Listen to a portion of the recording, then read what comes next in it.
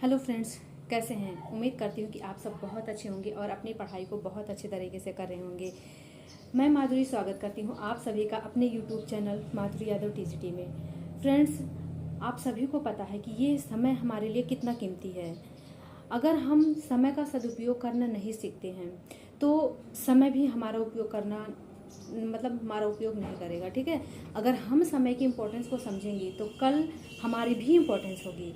तो इस वजह से आप अपनी इम्पोर्टेंस अगर बनाना चाहते हैं सबकी नज़रों में, समाज की नज़रों में, घर वालों की नज़रों में, बहुत से ऐसे आइडियल आप बन जाएंगे बहुत से लोगों के कि जो आपको वो फॉलो करके पढ़ाई करना स्टार्ट करेंगे।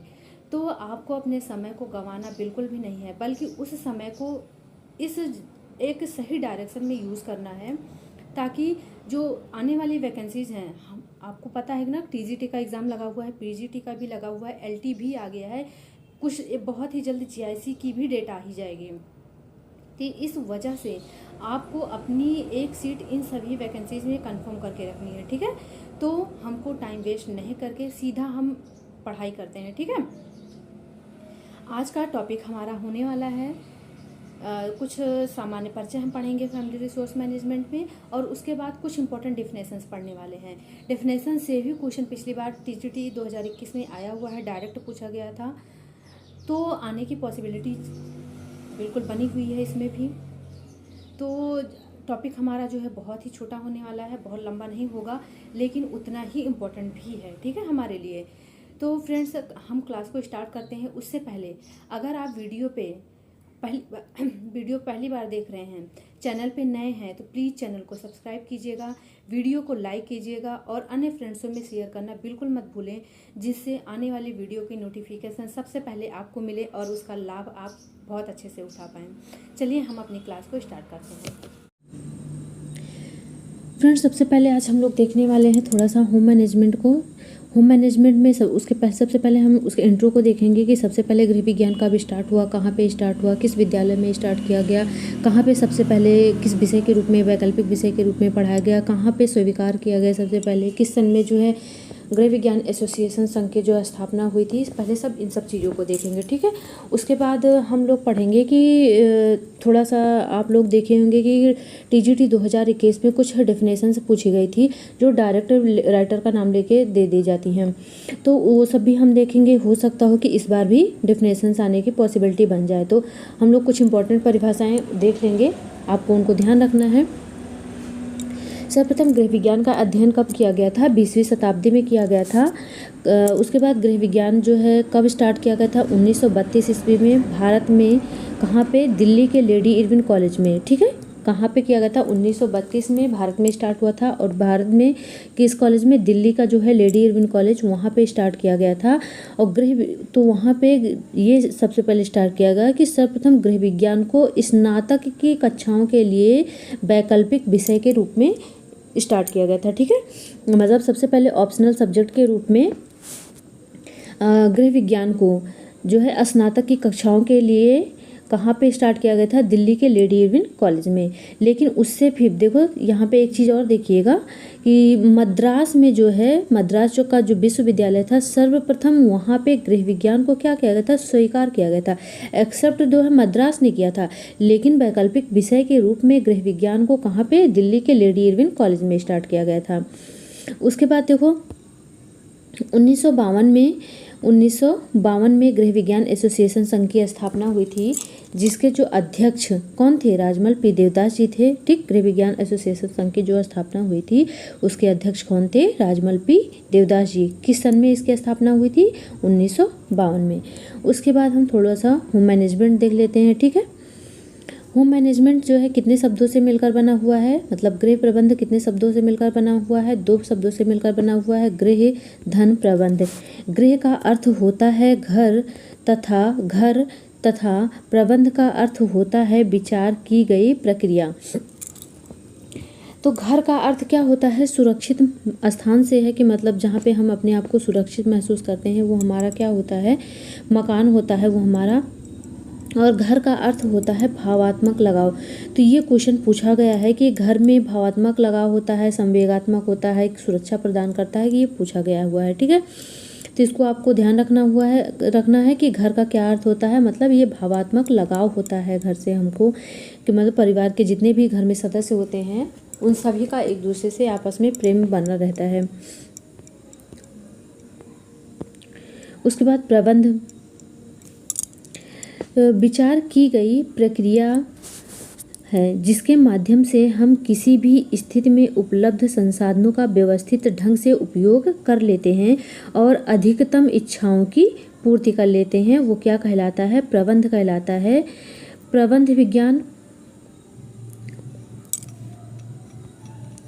जिसके अंतर्गत, प्रबंध विज्ञान के अंतर्गत किसका? नियोजन का, संगठन का, समन्वय, क्रियान्वयन व उत्प्रेरण, नियंत्रण, मूल्यांकन आदि का किस वैज्ञानिक ढंग से अध्ययन किया जाता है, वो प्रबंध विज्ञान कहलाता है। उसके बाद देखो हम लोग थोड़ी सी डेफिनेशंस देख लेते हैं जो कि इम्पोर्टेंट है, आप लोग को इनको याद रखना है। डेफिनेशंस को याद करना मुश्किल होता है लेकिन हर परिभाषा के कुछ कीवर्ड्स होते हैं, ठीक है, तो आप उन कीवर्ड्स को पकड़ के रखिएगा तो आपको जल्दी से राइटर का नाम याद हो जाएगा कि किसने इस परिभाषा को दिया है। तो हम 1 बाय 1 देखते हैं।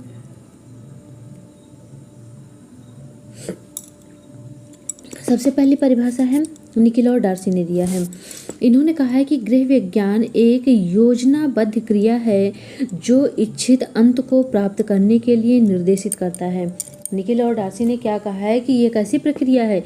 योजनाबद्ध क्रिया है। हमको ये याद रखना है इस पॉइंट को कि योजनाबद्ध क्रिया किसने दिया है? निकिल और डार्सी ने, जो इच्छित अंत को प्राप्त करने के लिए निर्देशित करता है, ठीक। उसके बाद दूसरी परिभाषा क्या है? ग्रॉस और कंडल के अनुसार आपको इसमें ऐसे ही जैसे हमको लोग को ना एक कीवर्ड पकड़ के रखना है, जैसे निकिल और डार्सी के अनुसार कौन सा कीवर्ड है? योजनाबद्ध, ठीक है। वैसे ग्रास और कैंडल के अनुसार हो जाएगा कि गृह प्रबंध एक मानसिक क्रिया है जिसमें पारिवारिक संसाधनों का प्रयोग करके आयोजन, नियंत्रण व मूल्यांकन द्वारा पारिवारिक लक्ष्य की प्राप्ति करते हैं। तो गृह प्रबंध कैसी प्रक्रिया है? एक मानसिक प्रक्रिया है। इसको किसने कहा है? ग्रास और कैंडल ने कहा है मानसिक प्रक्रिया है। वहीं पे निकिल और डार्सी ने कहा है कि यह एक योजनाबद्ध तरीके से की जाती है, ठीक है। ऐसे ही हमको सभी के कीवर्ड को पकड़ के चलना है। उसके बाद तीसरे हैं जॉनसन के अनुसार, इन्होंने कहा है कि गृह विज्ञान कहाँ पाया जाता है? सभी देशों में पाया जाता है। तो जॉनसन के अनुसार सभी देशों में पाया जाएगा। क्रॉस और कैंडल के अनुसार कहा है कि मानसिक प्रक्रिया है। निकिल और डार्सी ने कहा है कि योजनाबद्ध क्रिया है। राजमल पी देवदास ने क्या कहा है कि राजमल पी देवदास ने कहा है कि गृह विज्ञान किसके समान है? बांध के समान है, जिसमें पारिवारिक लक्ष्यों को प्राप्त करने के लिए पारिवारिक संसाधनों का प्रयोग करते हैं, ठीक। गृह विज्ञान बांध के समान है, किसने कहा है? राजमल पी देवदास ने। उसके बाद अगले राइटर हैं कोटिजिन महोदय हैं। इन्होंने क्या कहा है कि गृह विज्ञान कैसा विज्ञान है? एक व्यवहारिक विज्ञान है, बल्कि सैद्धांतिक विज्ञान नहीं है, ठीक। इरिन ओपेनहेम ने कहा कि गृह प्रबंध की जड़ जो है किससे होती है? संस्कृत से होती है। उसके बाद निर्णय प्रबंधन का हृदय किसको कहा जाता है? ग्रॉस और कैंडल को कहा जाता है। निर्णय प्रबंधन का हृदय किसे कहा जाता है? ग्रास एंड कैंडल को कहा जाता है। देखो आप लोग यहाँ पे लिख सकते हैं ना कि GH, मतलब आप जैसे देखते होंगे ना कि GHIJK आता है सीक्वेंस से, तो G उसके बाद H, GH, G से ग्रॉस हो जाएगा, H से हार्ट हो जाएगा। मतलब हार्ट मतलब हृदय किसने कहा है? कि ग्रॉस ने कहा है। मतलब ग्रॉस और कैंडल ने क्या कहा है? हृदय कहा है। मतलब निर्णय जो है प्रबंधन का हृदय है, किसने कहा है? ग्रास ने कहा है। कोटिजिन ने क्या कहा है? व्यवहारिक विज्ञान कहा है। राजमल पी देवदास ने क्या कहा है? कि गृह विज्ञान बांध के समान है। जॉनसन ने कहा है कि गृह विज्ञान सभी देशों में पाया जाता है। ग्रास और कैंडल ने कहा है कि एक ऐसी प्रक्रिया है, मानसिक प्रक्रिया है। वहीं पर निकिल और डार्सी ने कहा है कि यह एक योजनाबद्ध क्रिया है, ठीक। ऐसे ही सभी पॉइंट्स के कीवर्ड को पकड़ के रखना है। इसकी कुछ इंपॉर्टेंट विशेषताएं होती हैं, ये यहाँ से भी पूछ लिया जाता है, इनको आप लोग को एक बार ध्यान रखना है, ठीक है। तो गृह विज्ञान आप सभी को बहुत ही अच्छे से पता है कि प्रबंधन कैसा है? कला और विज्ञान दोनों है। प्रबंधन के माध्यम से पूर्व निर्धारित लक्ष्यों की प्राप्ति होती है। प्रबंधन की आवश्यकता सभी स्तरों पर होती है। प्रबंधन सार्वभौमिक होता है व सामूहिक होता है, ठीक है। प्रबंधन कैसी प्रक्रिया है? सामाजिक प्रक्रिया है और अदृश्य कौशल है।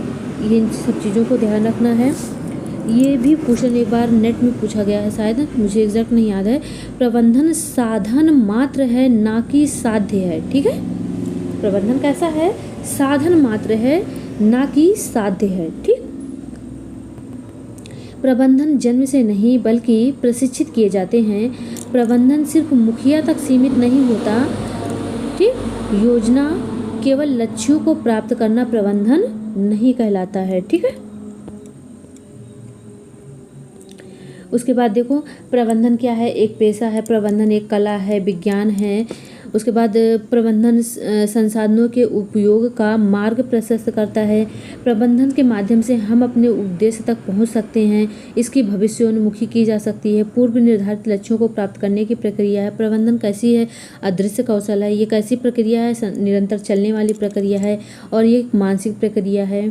प्रबंधन एक कलात्मक विज्ञान है और ये क्या है? एक विशिष्ट प्रक्रिया है। ठीक है, प्रबंधन कैसा होता है? सार्वभौमिक होता है, ना कि एकाकी होता है। ठीक है, और ये सामूहिक प्रयास होता है, बल्कि एकल प्रयास नहीं होता है। ठीक, आज हम लोगों ने इतना पढ़ा। उसके बाद ये सिर्फ इसमें इतना ही इम्पोर्टेंट है, प्रबंधन के कुछ विशेषताएं इम्पोर्टेंट है। उसके बाद यहाँ से आप लोग को इनकी डेफिनेशंस देख लेनी है। क्लास कैसी लगी आप लोग मुझे ज़रूर बताइएगा। अगर क्लास अच्छी लगती है तो प्लीज़ वीडियो को जो है लाइक कीजिएगा, चैनल को सब्सक्राइब कीजिएगा और बेल आइकन को प्रेस करना बिल्कुल भी ना भूलें, जिससे आने वाली वीडियो की नोटिफिकेशन आप लोग को मिलती रहे। ठीक है, क्लास कैसी लगी कमेंट बॉक्स में ज़रूर बताइएगा। मिलते हैं अगली वीडियो में, तब तक के लिए राधे राधे।